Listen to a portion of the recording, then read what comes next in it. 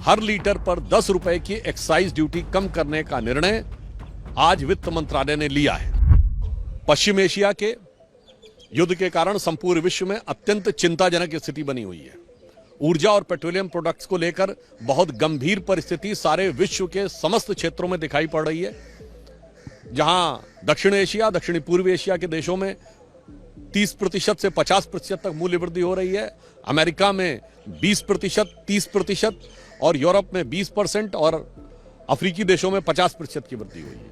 परंतु निश्चित रूप से इस वैश्वीकरण के दौर में भारत उससे अछूता हो यह संभव नहीं है।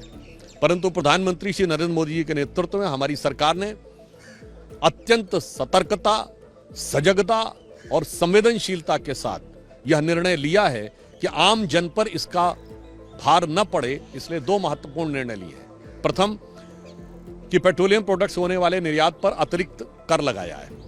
दूसरा, आम आदमी के लिए हर लीटर पर 10 रुपए की एक्साइज ड्यूटी कम करने का निर्णय आज वित्त मंत्रालय ने लिया है।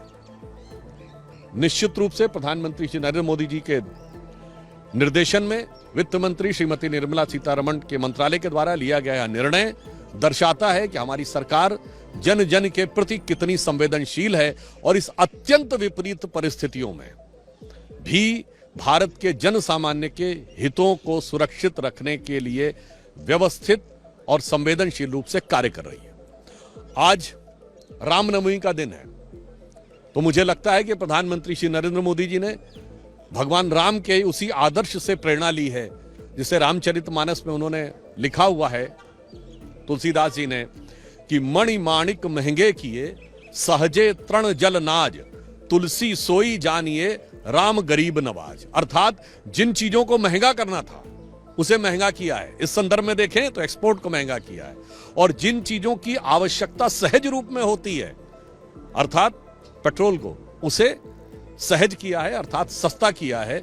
और यह आदर्श भी हमें भगवान राम से मिलता है। तो मुझे लगता है रामनवमी के दिन यह पुनः यह भी स्मरण दिलाता है कि हम उन मूल्यों से प्रेरित होकर जनता के हित में सतत संकल्पशील हैं और प्रतिबद्ध हैं। सर, लेकिन केंद्र सरकार प्रयास कर रही है, लेकिन अभी 2-3 दिन पहले ही हमने देखा था कि हिमाचल प्रदेश की कांग्रेस सरकार, उन्होंने तो वेलफेयर फंड के नाम पर पेट्रोलियम पदार्थों पर टैक्स इंपोज किया है। मुझे लगता है कि इस विषय में कांग्रेस पार्टी से पूछना चाहिए, क्योंकि विपक्ष को यह भी ध्यान रखना चाहिए वो सिर्फ विपक्ष में नहीं है, अनेक राज्यों में वो सत्ता में है।